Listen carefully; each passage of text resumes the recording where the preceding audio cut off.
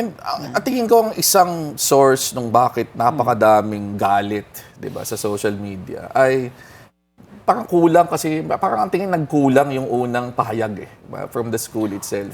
Nag-statement sila. Oo, Tapos, kulang ng compassion, kulang ng pagtugon doon sa mga katanungan ng maraming tao. empathy. Oo. Tapos kulang ng paglilinaw at pagbibigay ng malinaw na direksyon. Ano yung gagawin para maano talaga, lumabas yung katotohanan, di ba? At makita kung ano ba talaga ang nangyari, bakit nagresulta sa ganitong trahedya. Hindi lang yun. Di ba hindi nagsasalita yung team manager at saka yung head coach. The coach, of course, is Tab Baldwin. Mayroon siyang sariling, kumbaga, may following din si Coach Baldwin eh. Gilas din siya, di ba? Nag-coach din Yes. siya sa Gilas.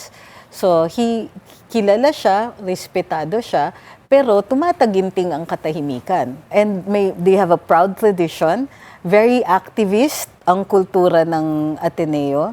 So, maingay sila about national issues. So, in this case, syempre, pagsanay kayo na yung university very actively involved, they don't gag their students, they encourage free speech. Ngayon, yung silence nila, ang laki ng contrast doon sa Ateneo na kilala natin.